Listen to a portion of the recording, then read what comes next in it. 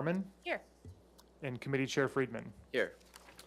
So we will move on to public comment. And are there any members of the public who wish to speak to any item not on today's agenda but under the purview of the City Finance Committee? I don't see anybody in-house. And is there anybody online that wishes to speak? Chair Friedman, there are no people online with hands up.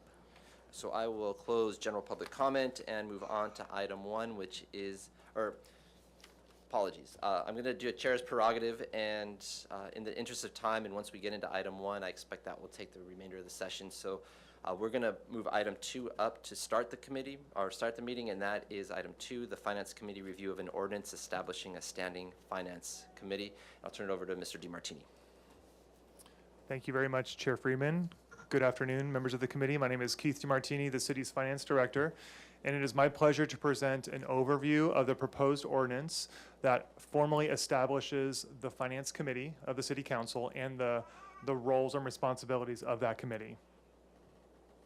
So the agenda for this presentation is to introduce the ordinance to this committee that will formally establish the committee.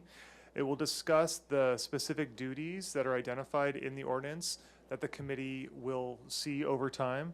We'll talk about next steps in order to get this ordinance formally adopted by the full city council. And then you will hear the recommendations from staff to the finance committee and then open it up to questions, public comment, and discussion. So what's before you today is a draft ordinance that staff has prepared that formally establishes the finance committee. The role of the Finance Committee has been well understood for many years. There was a resolution that was passed many years ago that did articulate the main responsibilities of the Finance Committee, but there has never been an ordinance that has formally established it, like the Ordinance Committee itself. And so we have mirrored the ordinance of the Finance Committee based off of the ordinance that established the Ordinance Committee many years ago.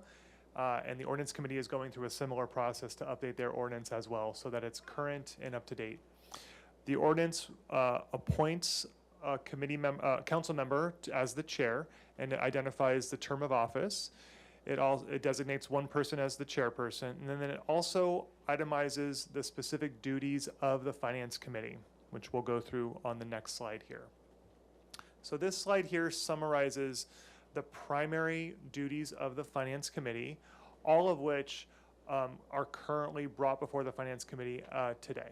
And so first and foremost, any debt financing that the city is interested in potentially securing that might be for infrastructure projects, an upcoming debt issuance will be for the new police facility in the coming year.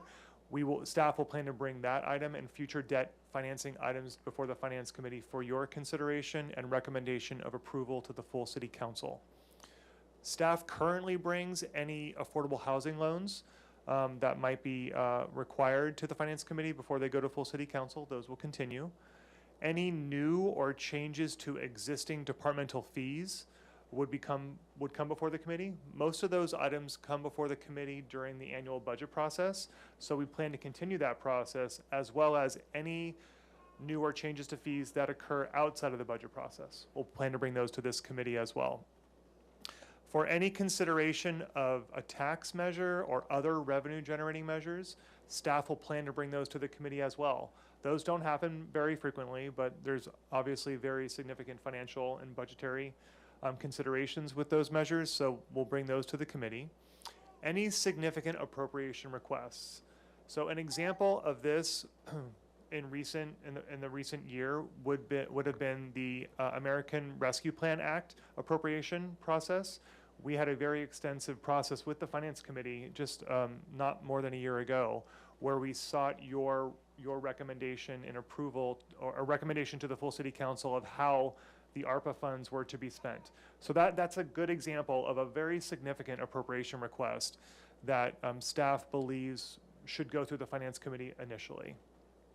Any budget development topics, examples of those are fees or our assumptions built into our general fund tax revenues, or any other budget development topics that the committee chooses to want to hear. Those will come before the committee. The annual comprehensive financial report that is produced in December We'll continue to bring that to the committee, as well as the quarterly financial update reports that we bring to you on a quarterly basis. And then along with those quarterly reports, any budget adjustments that might be required, we'll bring to the committee. And then finally, on an annual basis, we will bring a comprehensive investment report. In the ordinance itself, it does give some discretion to the city administrator and the finance director to bring additional items to the finance committee if we believe that it's significant enough or appropriate for you to be heard. And then also, if the finance committee or the full city council believe that there are specific topics that you'd like the finance committee to hear, those can also be brought to the finance committee. So it's not limiting, it's just codifying the specific role. The next steps on getting this ordinance adopted after the finance committee provides their feedback today is this item is scheduled to go before the ordinance committee on August 30th, I believe, where the ordinance committee will hear this ordinance and provide their recommendation of approval to the full city council, and that will be introduced likely sometime in September, and then shortly thereafter, the city council can vote to adopt it. It's important to note that on the draft ordinance that's in your packet today, there has been some further discussion over the past day or two to change the start time of the finance committee meeting. More often than not, we've had to change the start time from 12:30 to start at noon to allow for more time for some dense topics that we've been discussing here that will likely continue in the coming year, particularly with the fiscal sustainability initiative. And then also during the budget process, we typically start those meetings around 12. And so we don't plan to include the start time or the specific location of these meetings in the ordinance. However, staff can plan to update the city council rules and procedures document that was recently adopted by the full city council back in February of 2022. We can plan to bring a resolution and a revised procedures document to the full city council when we introduce this ordinance to make that change to the start time being 12 o'clock instead of 12:30. So finally, the recommendation to the committee today is to receive the draft ordinance establishing a standing finance committee and provide your feedback to staff in order to introduce the ordinance to the city council. We'll take your questions and public comment and discussion now. Thank you very much. Great, thank you, Mr. DeMartini. So I'll turn it over to Member Harmon. Do you have any questions? I do have, just want to reiterate that my understanding is correct and I do have a question. So we have all the items listed that would automatically come to finance, but in the proposed ordinance, the city administrator and or the finance director can place anything on the agenda. But more importantly, for my clarification, is that the finance committee itself or the city council could also direct something to be on here. Chair Friedman, that is correct. At any time, if the city council would like to refer a particular item during a regular city council meeting to the finance committee, my understanding is that you can do that. And then my other question under rules and procedures, would that be the appropriate place to add attendance at meetings? Chair Friedman, staff would recommend that if you'd like to address the attendance of committee members during the committee meetings, that would be done as part of the city council rules and procedures document and not codified in the ordinance. Thank you. And with no other questions at this point, is there any member of the public that wishes to speak to this item? Not seeing any in the room. Is there anybody online? Please raise your hand in the app. Chair Friedman, there are no hands raised in the app at this time. So I will close public comment, and then we just need to codify this. So I'll just start off in brevity. Is I just want to appreciate the work that staff's doing this. It's much needed just to tighten up, and it's a good segue into the next item. Is we're trying to be more effective and efficient in our procedures.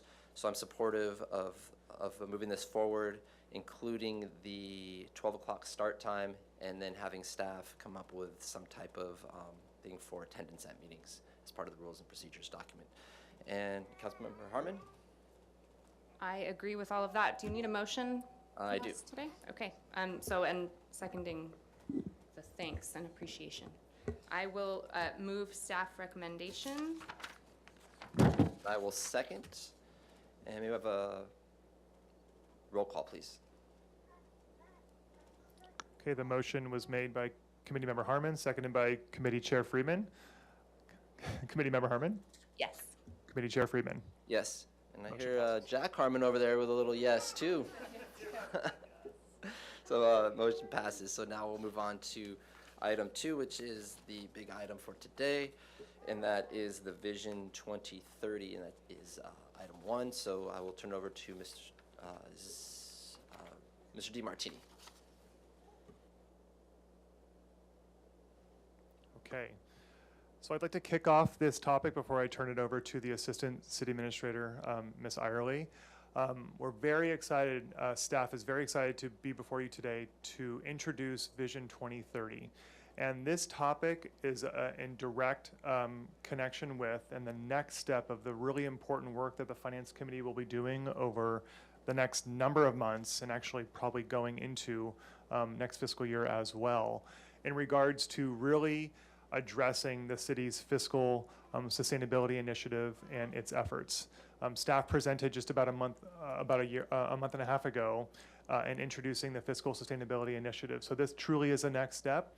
And Vision 2030 is meant to put a framework, a communication framework, and identify some strategies and how we're going to outreach to city council, boards and commissions, the greater community in Santa Barbara, about the long-term sustainability of the organization and ways in which we can look at generating revenue to address and secure funding for priority city initiatives and projects, as well as making sure that we're a well-run, efficient, operationally efficient organization. And so I'll turn it over to the Assistant City Administrator, Ms. Irely, to present an overview of Vision 2030.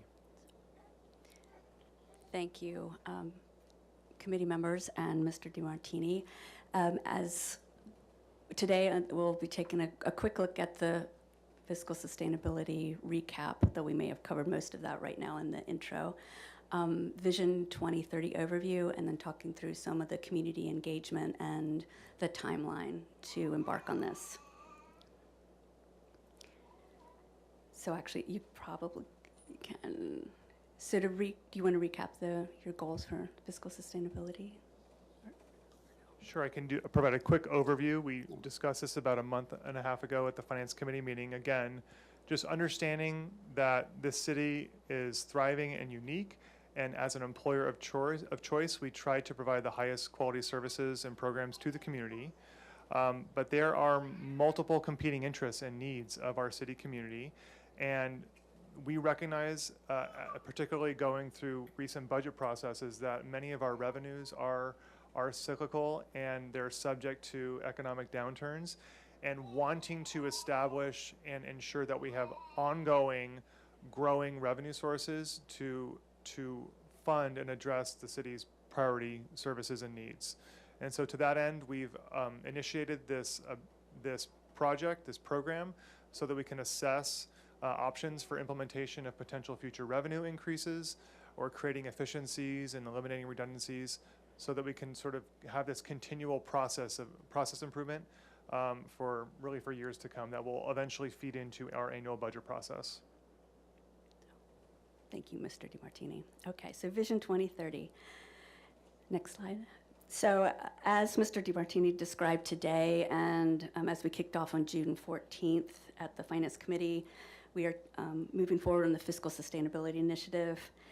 And we have serious financial issues to address in the short and medium term. But as we started, as a team working through the mission and goals of that endeavor, we realized we need more of an umbrella framework to communicate about the initiative, what it's focusing on, and how we'd engage staff and the community. And additionally, this work is a catalyst. It's an opportunity to improve and revision how and what we as a service organization provide to the community. So we framed this multi-year effort, Vision 2030, and we're starting this kickoff. We've created a mission statement to capture the forward-looking nature of this endeavor. And again, while we might have fiscal challenges, it's also an opportunity to think what it means to be Santa Barbara in the 21st century. And so we are hoping to embark on this effort to address civic challenges, but it's through a commitment to staff and to the community for smart, collaborative, and resilient government.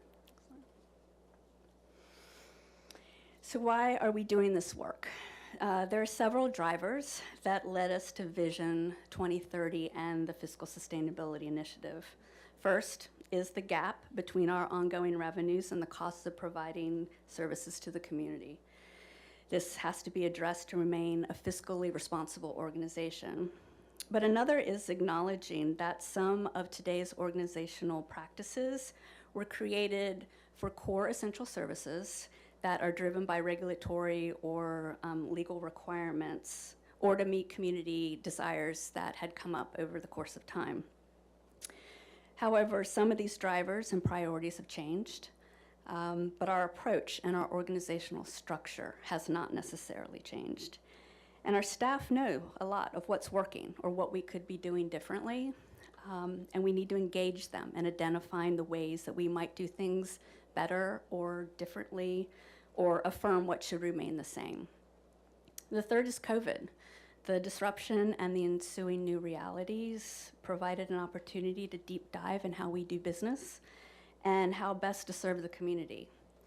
And last but not least, we must continue to become a true employer of choice and supporting our staff so they thrive. And really, this is the essence of good governance: to assess, improve, stay flexible, and invest in smarter ways to operate. So how do we accomplish this work ahead? We're in the kickoff phase, obviously, as we have been for the last month. And it is tied to our upcoming budget cycle and really to our budget cycles over the next several years. It's an integration of best practices into our planning and budget processes to assess our organization and its values now and in the future. And this will include review to build better systems, to improve processes and service delivery, ensure equity, and respond to community needs. It's about being inclusive and collaborative, empowering staff to envision a more resilient future together, rewarding employees for innovation and streamlining and practical improvements in how we work, and listening and being open to identifying challenges, evaluating our options, and implementing innovative solutions. Next slide. So Vision 2030 requires extensive engagement. Staff are essential to the success of Vision 2030, and the community is going to have a role to play as well. I'll share some of the initial ways and elements that we propose to use, and we'll build the process and the outlets for information sharing over the next several weeks. We're taking a measured approach as we ramp up to make sure that we're bringing everyone along in this process. So some of the ways that we'll engage staff in particular, next slide, yes, thank you. We'll be putting out a series of surveys for input from them.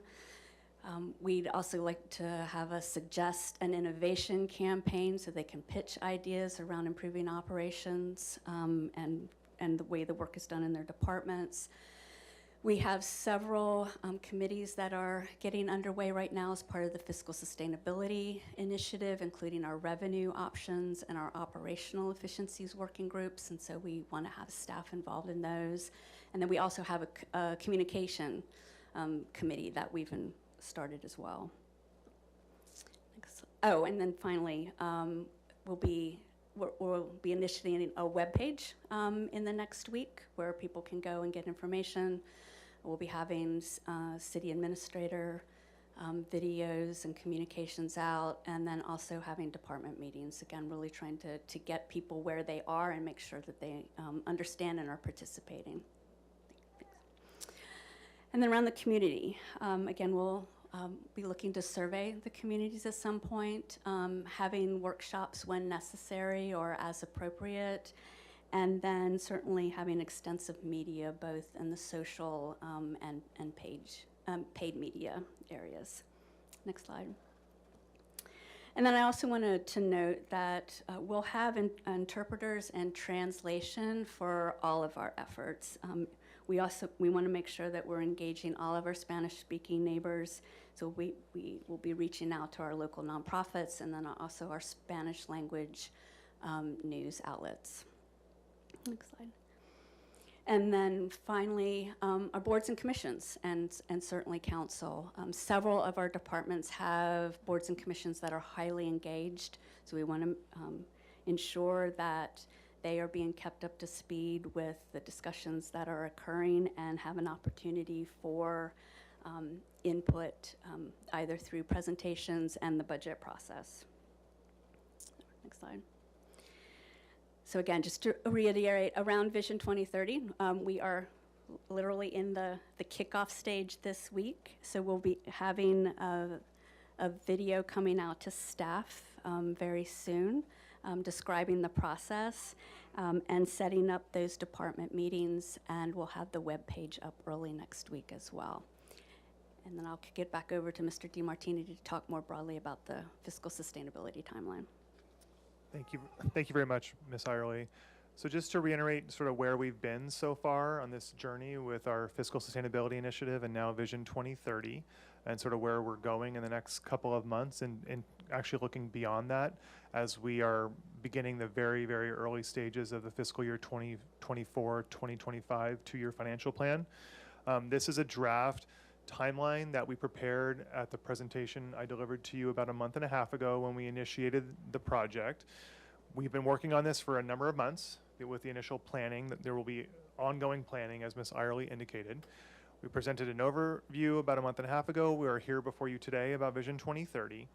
In the next couple of months, there will be a number of departments that are already scheduled to come before the Finance Committee that will be presenting a great deal of information, sort of a deep dive into their departmental operations, how those functions are funded, where there might be gaps in funding, what are some of the operational and financial challenges that they may have been experiencing in recent years, where they anticipate some of those challenges continuing, where there might be opportunities for grant funding, where we have already leveraged or where we may be able to leverage in the future, how best those services might be able to be delivered going forward, a number of topics that I believe will be of interest to this committee.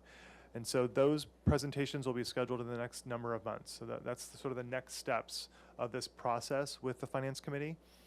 And then soon, sort of concurrently as those presentations will be occurring, the working groups will be starting. And so in the next couple of weeks, we'll be ramping up and starting the Revenue Options Committee and the Operational Efficiency Committee. Work has already been done, but we will be wanting to engage staff at multiple levels in those efforts, because our staff have really excellent ideas and they really should be engaged in these processes. So we'll be starting the initial work, developing options and recommendations for the Finance Committee and the full City Council for their consideration. On this timeline, it shows that we would like to have those draft recommendations brought before the Finance Committee in September, in late September.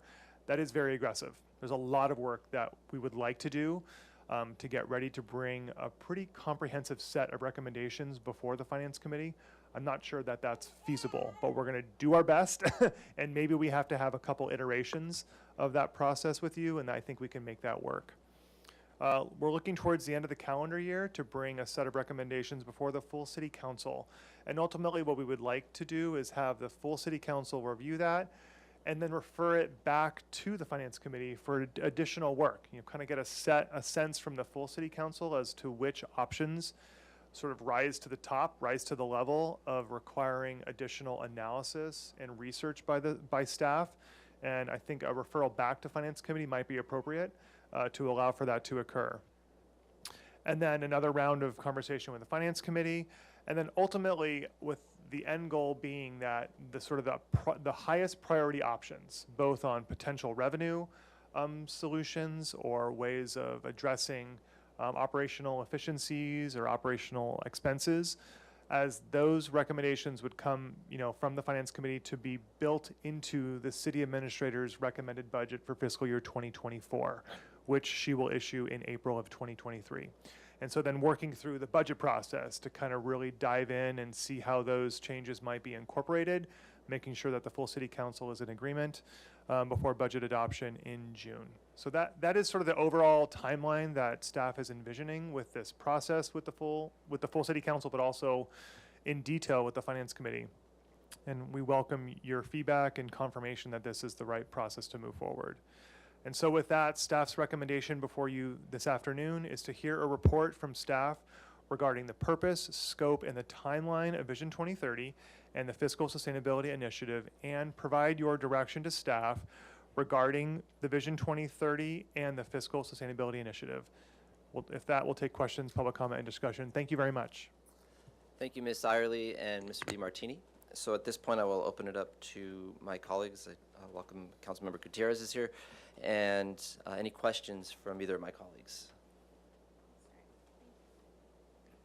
Thanks so much. Just one question, and I'm just clarifying for myself, because I think you touched on this in the timeline in particular.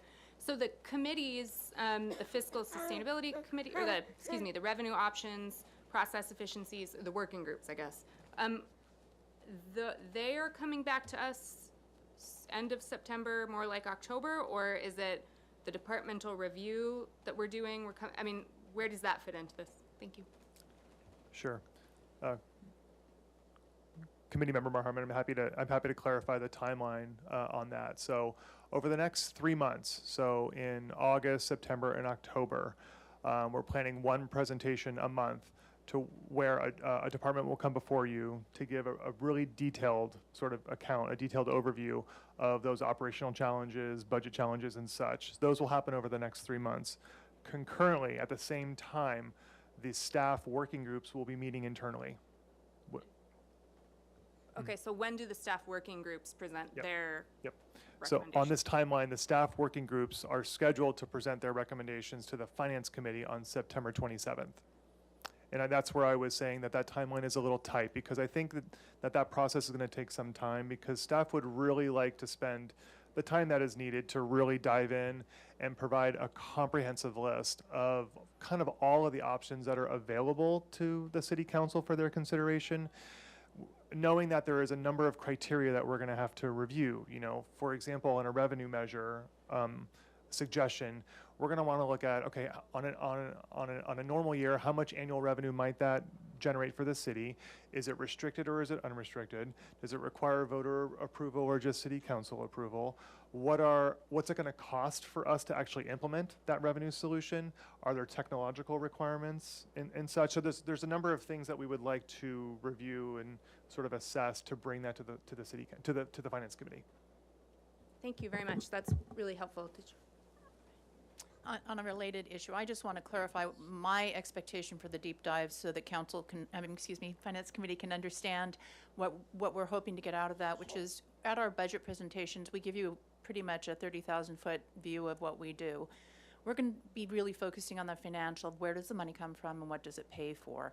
So what's really getting into the details of the funding of the work we do, and also highlighting places that we have existing shortages. It is my hope that those conversations will spark questions and requests from this committee to bring you information that is helpful to you in analyzing the work of the city and making recommendations to your colleagues on the council. So I really invite you to, as you're hearing information and it sparks questions, engage and ask to have those questions brought forward on subsequent meetings, such that we can really work together to understand the finances of the city and the way that those finances are used. Thank you very much. Thank you both, very helpful. And just one more brief question, Chair Friedman, if I may. I, without getting too much into comments, really appreciate the engagement, how thoughtful the engagement has been in terms of working with all of staff to really try to get a 360 view of what's working, what's not working. I think that's fantastic. So I just, before the comments, had to give a little plug on, that's very exciting, and I'm sure really comforting to a lot of people as we embark on this process, knowing that it's going to be a team effort rather than top down. And similarly, I'm interested to hear a little bit more about the community engagement piece. I know, there's going to be surveys, and Ms. Irely detailed sort of the different things we're going to be doing, but what exactly are we going to be surveying the community on? And if, to the extent we don't know, I guess I would put it to you that I would love to hear just a little bit more detail about really what the community's role is. It's clear that we have the intent to engage them, but what is it that we want them to be communicating with us about with regard to Vision 2030? So thank you, Committee Member Harmon. So we are still working through like some of those details. Our initial focus is to get staff engaged and as part of this process. But we recognize that the community, obviously, they are receiving these services. And so part of our initial thoughts is that as we're developing these recommendations, to be able to help get some input from the community about how they feel the services are being provided or what their priorities are. And so probably mostly surveying around those elements. And then depending on what the revenue options may be, that's going to take an enormous amount of engagement as well, right, to educate and bring the community along. And that's an area in particular where we will need their input. So. Any questions, Councilmember Gutierrez? It's not so much as question, but I would like that maybe before you start the community outreach, to come back to the committee, or if we can work together on suggestions on how to be very intentional when we go out there and survey, because a lot of organizations talk about, oh, we surveyed the community, but did we really do a good job in surveying the community? I would love to help, or I can suggest other members in the community that can make this survey process a little bit more easier. But yes, thank you so much for that community engagement part. Thank you, Committee Member Gutierrez. We would welcome that input. So thank you. I have just a clarification. In terms of engaging the public, it's not just on initiatives, but it would be trying to find what their community priorities are in terms of services, because I just want to make sure that that's one of the things we're looking at, because part of this initiative is to become more effective and efficient in the services we deliver. So this would be an opportunity to look at where the public thinks our services could be improved. And so would that be consideration of some of the surveying that we're doing? Mr. DeMartini or Ms. Irely, whomever. I think I'll start, and then I might ask Ms. Irely to jump in. I think the answer to that question is sort of all the above. So I think there's going to be a great deal of communication that will be sort of necessary and that we'll want to put out there for the community. It will involve just general information about how city services are funded and sort of the reality of that. And I think we've been doing that over the past few years, particularly given the challenges we faced directly related to COVID. That a lot of our revenues are cyclical and they've been impacted greatly due to sort of the changes in the economy, and that's a reality, right? And we've had to grapple with that in our recent budget processes. And so continuing to kind of just make sure that the public is aware that we do have some budgetary and fiscal challenges, but we are able to address them, right? And we're trying to address them in a forward-thinking, proactive way instead of being reactive, right? And so that really is sort of the overarching goal and strategy here. And there will be specific communication strategies that we will need to implement, maybe to address specific, revenue options that we're considering, and then also around any procedural process, operational efficiencies. There might be some specific communication that will be required there as well. So I don't know. Great. And then just a last, so assuming the timeline goes relatively close to what is outlined here, it would come to council in December. And then the council would give direction on some of the top priorities that they see. And then the direction would be to come back to finance, so the three of us would work with the finance director, Mr. DeMartini, and staff to prioritize those and get those included in time for next year's budget. And so just wanted to make sure that there's clear direction given for the council, that the finance committee it wouldn't go back to council after we make the recommendation. So the council sees it, and then we at a higher level, and we get down to a little bit in the lower level, and then that's what would go forward. So the council's fully aware that they're giving their input and it's not going to come back. Yeah, Chair Friedman, I do believe that is correct.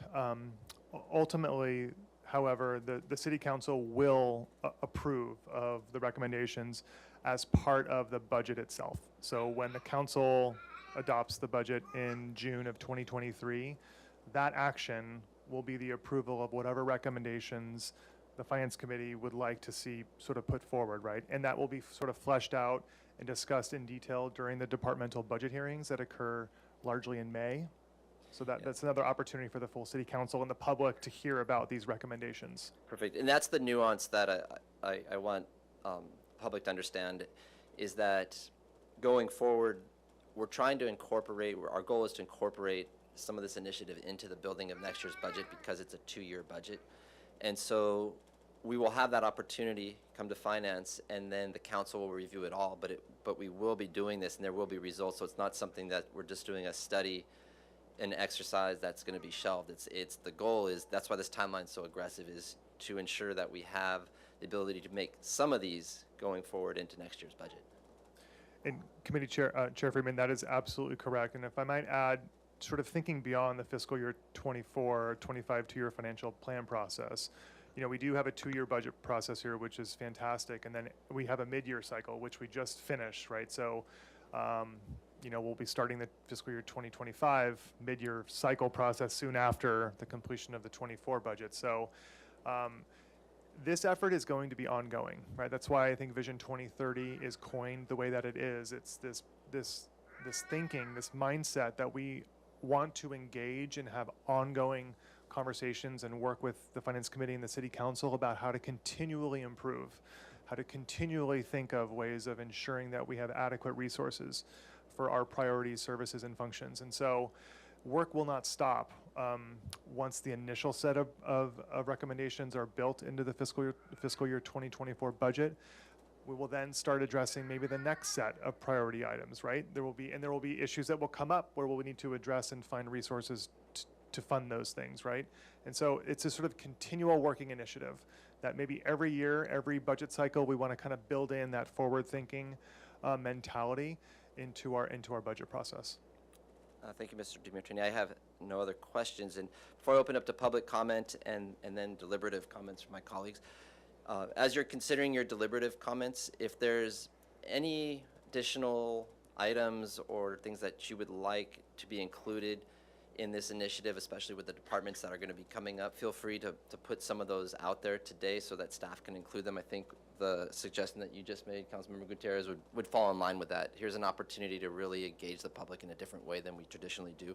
So if, as you make your deliberative comments, just consider just really high level, but things that you'd like, that you saw, that you didn't see here, that you'd like staff to include as part of this initiative, whether it's a department or working with the departments. So with that, before we go to deliberative comments, I will open up for public comment, and I don't see anybody in the room, so is there anybody online who wishes to speak? Please raise your hand in the app now. Chair Friedman, there are no hands raised online at this time. Okay. So I will close public comment, and now we are on to our deliberative comments. Anybody want to start, or? I want to, first of all, start to thank staff and thank Ms. Bjork and Mr. DiMartini for their leadership and really taking this project on. I think this was something that we should have done many years ago, but it's never too late. And I really appreciate your leadership because I think the city it has a brighter tomorrow within finance, which is going to benefit every department in the city and also the community. I'm just going to put my help out there, and if there's any way that I can help city staff to really be more creative on how we're going to survey the community. I have full trust in city staff, and that every time you guys come and present projects, it really amazes me how much of the input that you take from us and from the community. And I really want to take that stereotype that some communities have, that that the city just checks boxes. I've seen your work, and I really appreciate it, and I want to continue keep on doing the good work and helping you guys out and partner you guys up with the community members, so the community members can slowly start rebuilding that trust and see you guys the way that we see you. So thank you. Member Harmon. Thank you, Chair Friedman. Well, I will second all of the comments from Councilmember Gutierrez. This is very exciting, and it's rare that you hear someone say very exciting at Finance Committee, but it really is. And as Councilmember Gutierrez said, this is something clearly, I mean, as we've learned over the last couple of months in particular, council members have learned this is something that should have happened probably a long time ago. And it's really an amazing thing that you've put together in such a comprehensive way to get us to this point, to really be looking forward to ensure that our city is resilient and healthy for generations to come. And being on Finance Committee has never been more exciting. I mean, it's true. This is a committee, I think, that always has a huge role to play in the city, but is maybe sort of the unsung hero, and at least amongst council members. And boy, is that changing over the next 6 months. And so I'm really looking forward to this process, not only to learning about the incredible work that you all do and how you make this the wheels turn in this machine, but also to be part of the important decisions that clearly have to be made to ensure that we continue providing the kinds of service at the level that our residents deserve and have come to expect. So I'm very excited. I already mentioned this in my questions, but I really appreciate the way that you've thought about including staff in a comprehensive way, and I would encourage you to continue with that approach. Having been part of large organizations myself where you hear of potential changes coming, it can be very stressful from the employee perspective to sort of just be hearing about those rumblings, wondering when they're coming. It makes a huge difference, or it has in my own experience, to be included in the decision-making process. Not that the decisions always go the way that you might want them to, but to have a say and to be engaged and to have your expertise valued as these important decisions are made, I think will go such a long way. And frankly, I hope will represent to our employees just how valued we believe they are, all of them, and their expertise. So, it's a little bit attenuated, but to me, that's what I couldn't help but think when I saw, as Ms. Irely was discussing, the way that staff will be engaged just in so many different touch points. To me, is a signal really that we're trying to communicate to people that their input and expertise is valued in this process and necessary. So I thank you for that, and looking forward to the community engagement as well. I won't repeat what Councilmember Gutierrez said, but echoing everything that she has articulated. And before Jack really goes too crazy, I will make my final comment to Chair Friedman's request that we think about what's been included. Everything that we had discussed leading up to this is really put in this presentation. So it's exciting to see it all come together in this way. And I know it was a huge amount of work for you all to get us here, looking toward a huge amount of work. So my appreciation. The only question I have, for those of us that have an interest in specific policies, I know we spoke recently about some funds, some different ideas that we have for how we want to allocate money, and that would be going to these staff working groups. Is there a deadline by which we should submit a white paper, if we might have it, or ideas? What I don't want to do is come to you at the 11th hour and say, here's my idea, and it's too late. I also don't want to come too early and you're kind of like, stop sending me things. Do you have a process for those of us that have ideas, or is there a meeting at which I should describe that in full? And Jack, yeah, sorry. It's okay. Committee Member Harmon, yeah, I would say that if the Finance Committee has specific ideas or suggestions of revenue generating options or ways of, addressing our operational efficiencies or whatnot, I mean, right now, today is actually a great time for you to give those ideas to the finance director, to myself, and then I can ensure that feedback is incorporated into the work that the working groups will be doing. If an idea pops in your head, 2 weeks from now, I'm happy to take that information. You can funnel them all through me, and again, I will ensure that that's incorporated in the working groups. Again, the working groups will be meeting over the next couple of months with the goal of coming to the Finance Committee on September 27th.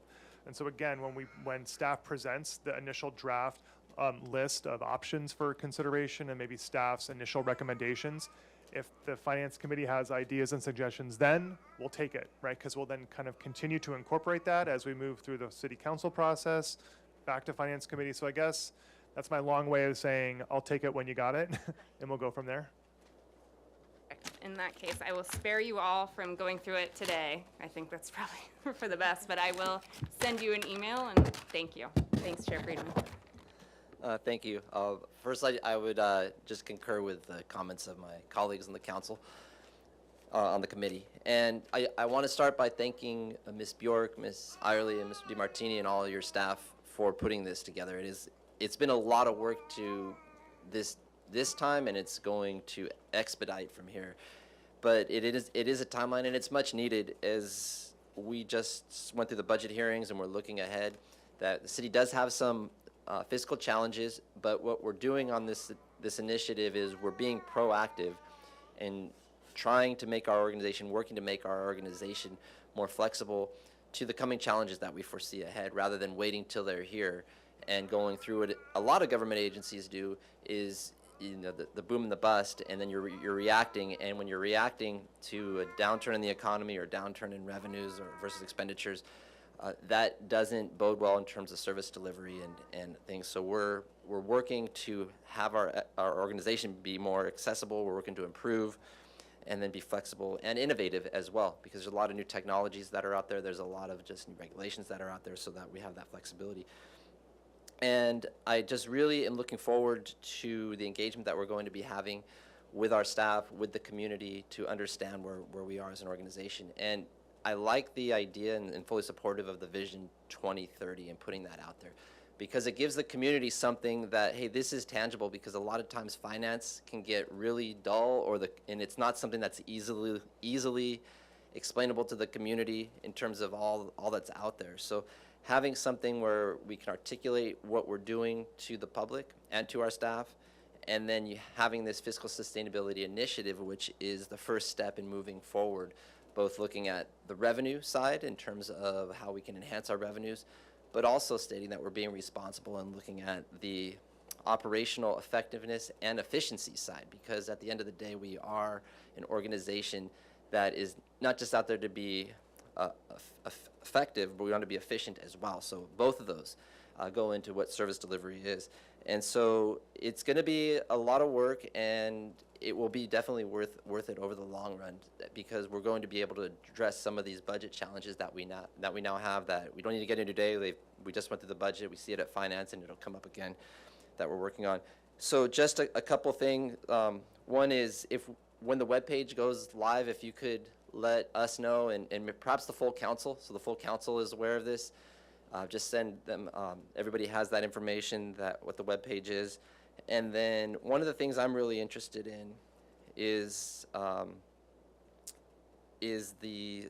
services. So sorry, I lost my train of thought here. Mandatory versus additional services that we have. And when we're talking with departments, there's a lot of state mandates. There's just a lot within our owners that we're mandated to provide. And then there are things that we go above and beyond that so that we can serve the public. And we need to do those because they're part of the expectation, and they make our organization is what it is. And in particular, I just want to understand the implications of the general fund in those, and how we can continue to have those additional services, because the general fund is where there's a lot of pressure. So that's something I'm really interested in, mandated versus additional services that we provide. And that is all I have. And so do you need a motion, or do you have what you need today, Mr. DiMartini? So it's just informational. Yeah. Chair Friedman, just informational today. Thank you. Just wanted to check. I didn't see one on there, but so with that, we will be back here in August, and look forward to having the first meeting. And this is a great kickoff, and look forward to what's to come. So thank you, and this meeting is adjourned.